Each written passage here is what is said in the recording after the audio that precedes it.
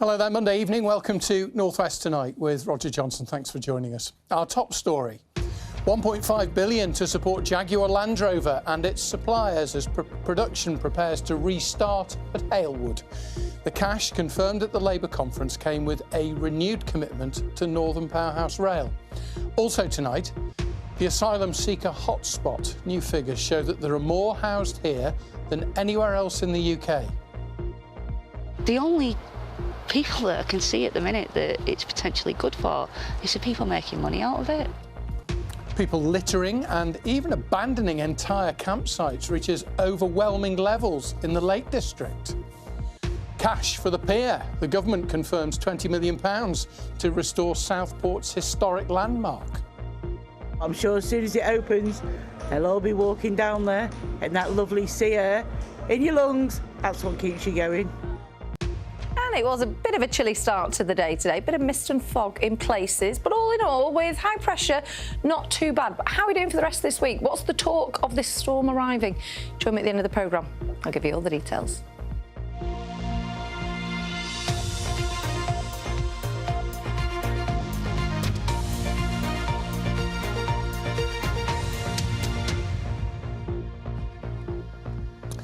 There was a double boost for Jaguar Land Rover today as the Labour conference took centre stage in Liverpool. The firm says it will resume some production shortly at its plant at Halewood in Merseyside, a month after it was hit by that cyber attack, and it's cost the company and other firms in its supply chain hundreds of millions of pounds. So today, the Chancellor confirmed a £1.5 billion support package for businesses which have been affected. Let's go live to the Labour conference then, to our political editor, Annabel Tiffin, who is there.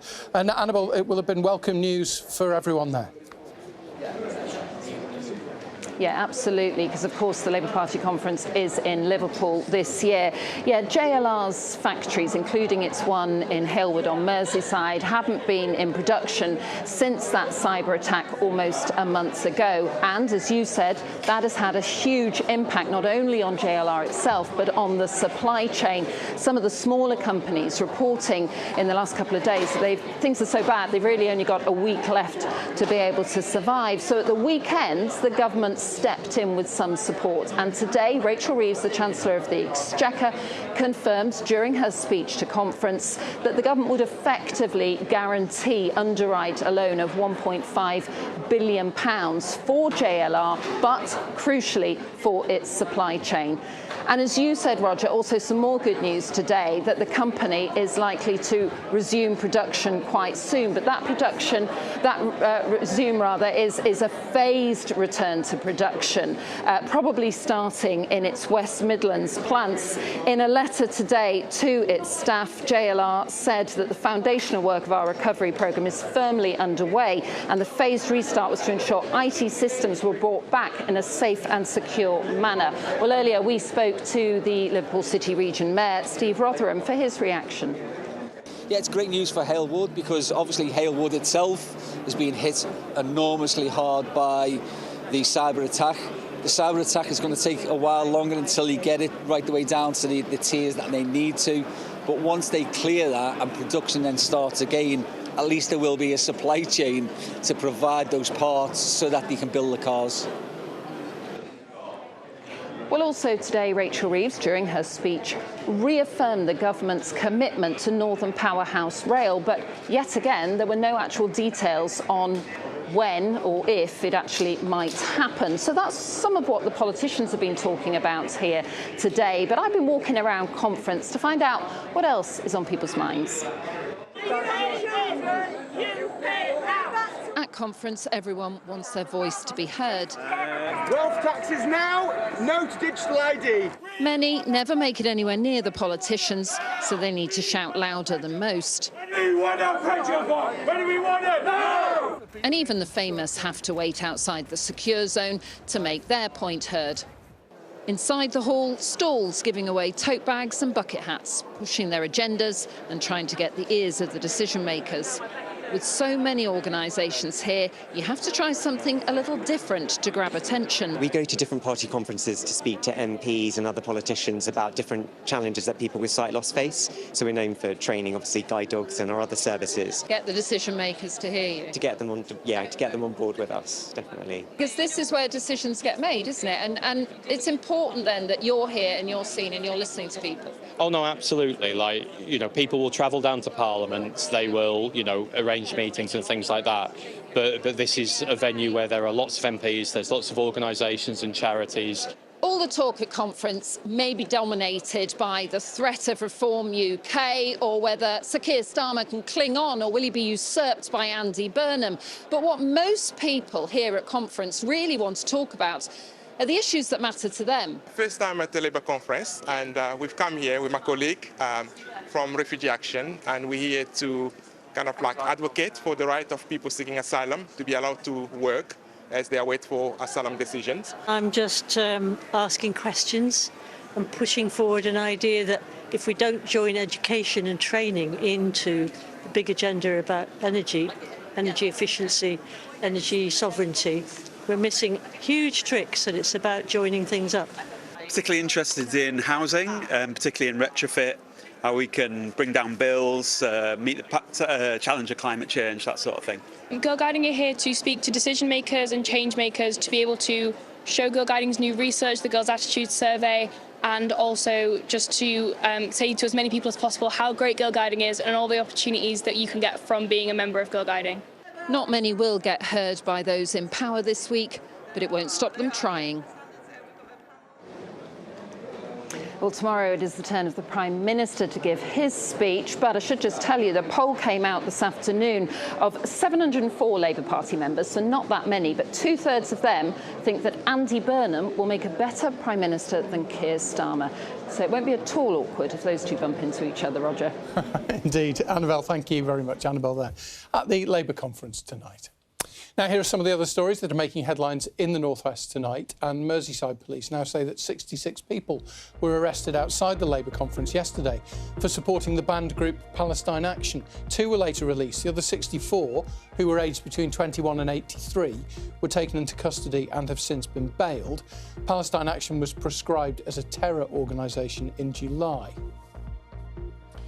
The dance teacher who was severely injured by the Southport attacker has told the public inquiry today that she was let down by organisations which should keep the public safe. Leanne Lucas said that she had met all the guidelines required when organising the workshop which was attacked, but the unforeseen life and death situation should have been prevented, she said, by multiple organisations. Hundreds of people turned out to pay tribute to the boxer Ricky Hatton outside his gym in Hyde last night in Greater Manchester. Balloons were released in the colours of Manchester City, the club, of course, which he supported. Ricky died recently at the age of 46, and his funeral will be held next month. One of the other major issues at the Labour conference this week is immigration and the issue of where to house asylum seekers, which has been making headlines, hasn't it, for years. There have been protests and counter-protests across the North West, outside places where they are living. This region, though, has the highest number of asylum seekers, particularly in deprived areas. It's something that the BBC's Panorama programme has been looking at, and this report is from Raheel Sheikh. This is Naif, a 31-year-old asylum seeker who fled conflict in Syria. I had to leave the country because the situation became bad and it was dangerous for my family.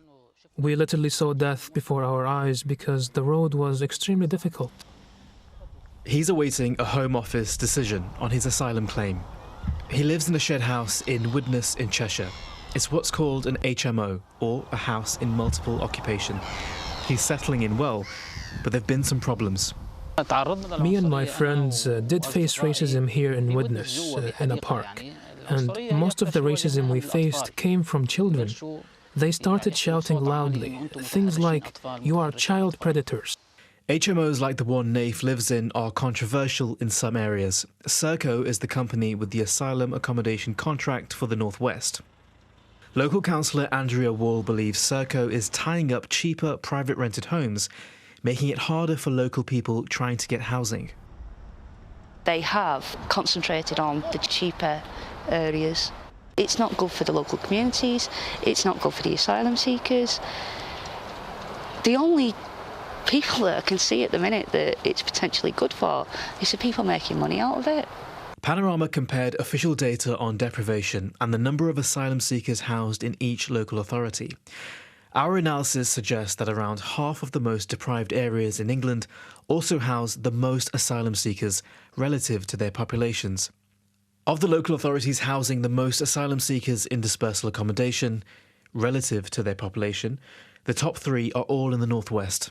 If you look at these multi-billion 10-year contracts, really baked into them is an incentive for them to try to find the most affordable accommodation, and that's because the contractors, they get paid by the government a per person nightly rate, so if they can undercut that, that's additional profits. Serco is expected to make a profit of £385 million on their asylum accommodation contract over 10 years. Serco says the Home Office determines the number of asylum seekers to be accommodated in communities. It says it consults on every property with a relevant local authority and works closely with them and the Home Office to ensure a balanced and appropriate approach. The Home Office says it'll look at the mix of asylum accommodation, including HMOs. I appreciate that communities are saying that they're doing more than their kind of fair share of full dispersal, so we are hearing their message and we're moving to a model that makes sure that that pressure is taken off houses of multiple occupation and onto other sites where it's more suitable to have bigger numbers of people. There's intense political pressure on the government over asylum housing. How it deals with it could shape its future. That was Raheel Sheikh reporting. You can see more on Panorama. A big part of it, as you saw, was filmed here in the northwest. It's on BBC One tonight at 8 o'clock, also on the BBC iPlayer. Right, let's take a look at some of the other stories that people have been reading from BBC News this evening. And restrictions have been imposed in parts of Cumbria after bird flu was found at a commercial poultry site. The birds will now all be humanely culled. Stockport Station in Greater Manchester will be closed this coming weekend as work continues on the Greek Street Bridge. It follows a 3-week closure earlier in the summer. And congratulations to Liz Goldsborough from Ribblesdale School in Clitheroe. Liz has been named Secondary School Teaching Assistant of the Year. Well done to her. You can find out more at bbc.co.uk/local news, or as always, you can have a look on the BBC News app. I don't know about you. Whenever we report on things like this, I can never quite believe it. You go to the expense of going to buy a tent, only to then walk off and leave it behind when you go home. I just can't get my head around that. Not only a waste of money, but also awful littering. And now that is becoming an overwhelming problem in the Lake District. That's according to Friends of the Lake District, the charity, who've done their own research and are already making plans to combat scenes like this next summer, as Phil Chapman's been finding out. Just one example of the many abandoned fly camping sites in the Lake District over the summer months. Quite a massive destructive fire pit tent, and there's litter strewn. In the face of what's been called an epidemic of litter and fly camping, a new major survey has been organised by the charity Friends of the Lake District, with hundreds of people responding, with 97% saying they'd encountered litter. And 77% of them said they'd witnessed incidents of fly camping, which can include fires like this one lit at the end of a long, dry summer. We were overwhelmed. We got 785 people filling in the survey, and the top 3 antisocial bits of behaviour they were reporting were litter, fires and barbecues, and fly camping. Johnny is a Cumbria-based photographer who says he's seen evidence of many fly camping sites this summer, even at fairly remote spots like this at Bleay Tarn, a few miles from Windermere. Fly camping is where people light fires, bring the tents, leave all the rubbish, and it's by the shores of a lake or a mere, or here by Bleay Tarn. Illegal kind of wild camping is tolerated above the highest stone wall. And when we see the Langdale Pikes in the distance, if you're camping up there, you're not annoying anyone. You're camping with your tent, with some essentials, but then you're taking everything away. And to try and ensure things don't get even worse by next summer, the Friends of the Lake District team says a multi-agency approach is needed to try and crack down on offenders. Now that we've got these statistics, this evidence, we're talking to people like David Allen, the Cumbria Fire, Crime and Police Commissioner, about how to bring together all the agencies over the winter to get ready for next summer. Because what we can't be is surprised again next year in the tourist season when this thing kicks off again. So we need more public space protection orders over the winter, and we need better enforcement early in the season, big fines in public, to try to persuade people not to damage this fragile landscape. Phil Chapman, BBC North West Tonight, in the Lake District. Which is beautiful, but somewhat blighted when people leave tents behind, isn't it? Anyway, let's move on to sport. Ian is here. We've got lots of Premier League to talk about. There's a game tonight, of course, but stuff to reflect on at the weekend. I was looking at social media today. There seems to be a growing groundswell of Ruben Amorim might be on borrowed time. But I know you'll talk about Manchester United in due course, I'm sure. I might do. I might do. When is he on borrowed time? I don't know. I don't know. That's what people say. I don't know. Yeah, I was texting him whilst at the football on Saturday. Could be on borrowed time, worse to that effect. But who knows?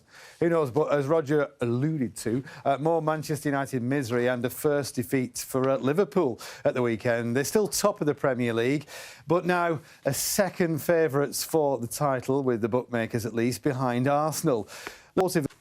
Everton can go level on points with seventh-place City tonight if they can win at home to West Ham. Our own Julia Bold is at that game for us and has kindly sent this report. Kick-off tonight here at Hill Dickinson Stadium is at 8 o'clock. Everton looking to return to winning ways as well. That's after that frustrating defeat in the Merseyside derby and then going out the League Cup midweek to Wolves. But it's been a fairly good run here, hasn't it, at Hill Dickinson Stadium since Everton moved in. Currently unbeaten and are yet to concede a goal. Well, tonight it's West Ham that are the visitors, and Nuno Espirito Santo will be in the dugout for the first time since he took over from Graham Potter, who was sacked at the weekend. And tonight's game is about celebrating the campaign Cancer Has No Colours. That was Seth Adley lost his battle with cancer. Tonight's mascots, though, who will lead both teams out, are Evertonians who are currently having treatment for cancer. It's going to be a really special evening for them, and you're going to see a special report on BBC North West Tonight tomorrow. Let's look at the EFL now, where there was only moderate overall success for North West clubs.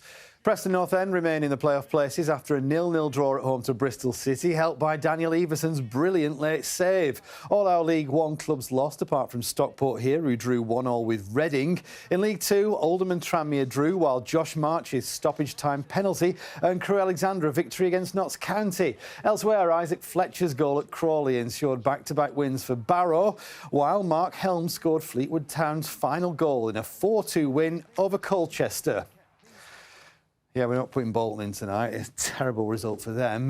Went all the way to see that.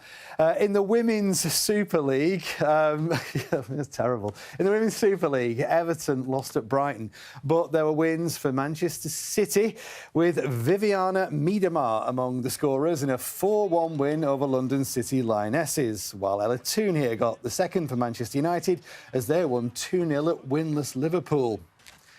Southport's Tommy Fleetwood, there he is. His brilliant season got even more brilliant last night as he helped Europe win the Ryder Cup. As arguably his team's talisman, Fleetwood also won the Nicholas Jacklin Award, which is an accolade given to those who embody the spirit of the Ryder Cup.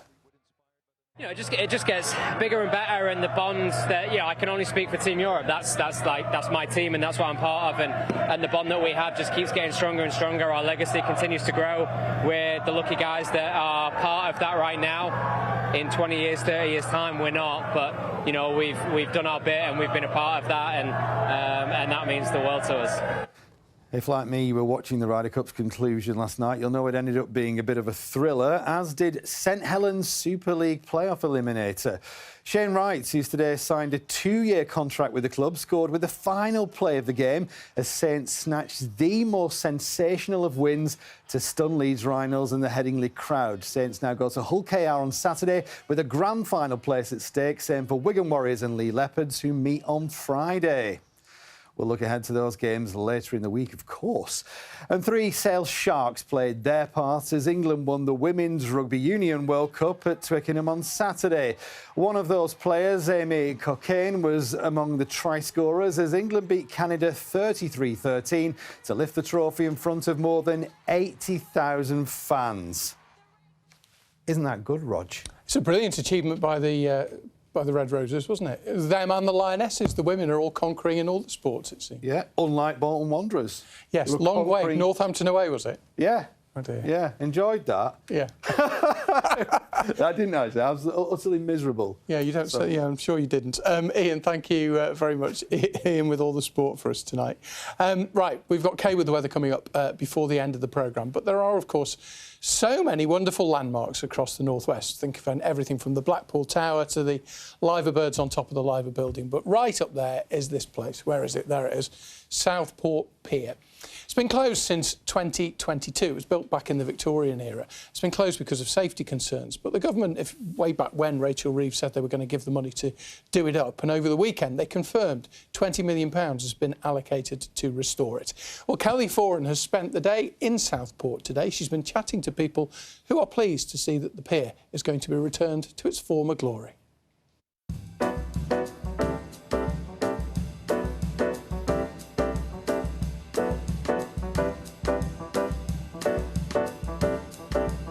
Sure, as soon as it opens, they'll all be walking down there, getting that lovely sea air in your lungs. That's what keeps you going. It's dead tough when I heard it, really. You know, because we, like I say, we used to bring the kids down here, bring the grandkids down here now, so yeah, it's great. You know, it has been a long time coming.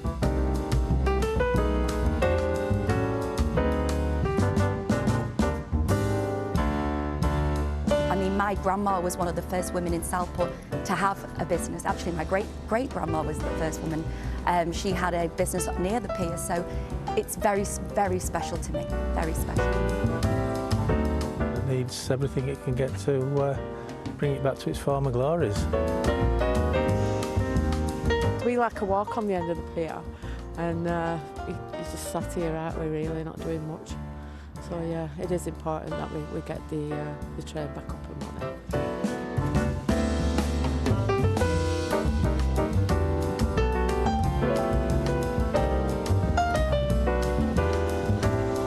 It's been a long time coming. People in Southport need the tourism back in the town. It's been so quiet and it's just fantastic news for everybody.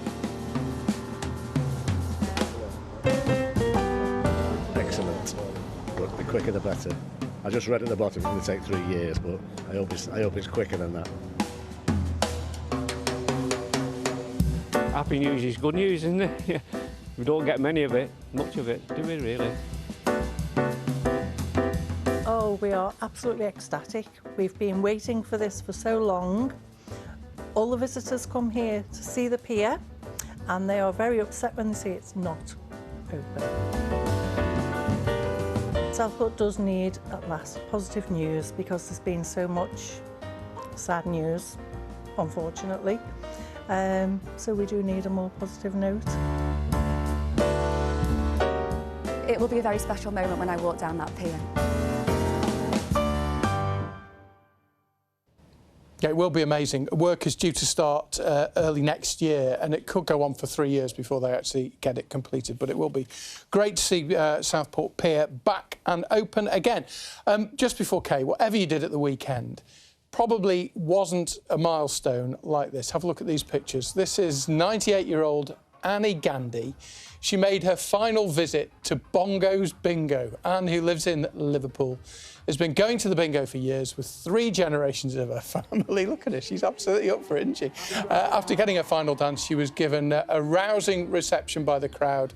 At 98, she's decided she's a bit frail for this. I don't blame her. I think, considerably younger than her, I think I'd find it a bit much. But anyway, it looks like everyone's having fun. And with news of what's coming from the heaven, here's Legs 11. Hey, dirty Gertie. I'll have to look that one up. Number 30. Thank you. Do you never say that? No, Gertie from number 30. never heard it, no. I say that to the kids all the time. Anyway, good evening. Now, picture-wise, oh, look at this picture. Phil, and he actually said the without the E on the end. Phil the Barra sent this in from Mowcop in Cheshire, a lovely photograph where we had some sunny spells, and it was a very chilly start, bit of mist, bit of fog. Sarah sent that photograph in Greenfield in Oldham. Thank you for sending those photos in. Always lovely to see them. You can follow me on socials, or if you would rather, then do become a BBC weather watcher, soon to be celebrating its 10th anniversary. So, weather this week, what are we up to? We've got high pressure in charge currently. We are looking at quite a lot of cloud out and about, a few splashes of rain, more especially for the Isle of Man and Cumbria. Milder temperatures actually starting to pick up a little bit as we head through the day tomorrow, and then we start to become more unsettled towards the end of the week. There is some talk of quite a deep area of low pressure heading our way overnight Friday into Saturday. It's the one that we're looking out for. But like I said, at the minute, we've still got high pressure just clinging on, bringing up a southerly airflow. So temperatures picking up a little bit as we head to overnight tonight and into tomorrow as well. Now, if you are out and about through this evening, most of us are dry. Variable clouds, some breaks in that cloud as we head overnight tonight. And then thicker cloud starts to produce a little bit of patchy rain for parts of Cumbria and the Isle of Man. Elsewhere, it does stay dry, and temperatures where you've got clearer skies, they'll probably drop down to around about 7 degrees, more like 12 degrees, 54 Fahrenheit on the Isle of Man. So variable cloud first thing tomorrow morning. Thicker further north that you are, a few splashes of rain elsewhere. I think for parts of Merseyside and Cheshire, Greater Manchester, we're likely to see some decent breaks for spells of sunshine. And in that sunshine, we should get temperatures picking up a little bit higher than what we had today. So I think we're going to see around about 18 degrees as we head through the afternoon. The breeze stays fairly gentle. Have you noticed the new name on the weather map? I did not know that Blackpool wasn't on the map. Local lass Val emailed to point that out, so thank you, Val. Now then, as we head towards the end of the week, we are starting to keep an eye on fronts coming in as low pressure starts to take over, but it's really towards the back end of the week. This is the one that we're looking out for, and it does look like at this stage we are going to see a spell of very wet and windy weather overnight Friday and into the weekend. For Wednesday, come back a bit. We are going to start the day off with some outbreaks of rain. Amounts do look at this stage to be fairly small. It should improve. We should get some decent spells of sunshine developing as we head into the afternoon, with temperatures getting to, again, around about 17 degrees in some spots. A lot of usable weather through Thursday and Friday, but overnight into Friday and overnight into Saturday, that's when we are likely to get some fairly heavy rain, so keep an eye on the forecast. Just for the insight of people watching at home, who makes the weather map every day? Me! And you didn't realise Blackpool wasn't on it? Oh, yeah. Shows how the attention to detail, everyone, you see, makes all the difference. Think about that. Yeah. Thanks, Val. Sorry about that. Thank you, Kate, very much. I'm only joking. Thank you for watching. Have a great evening. Good night.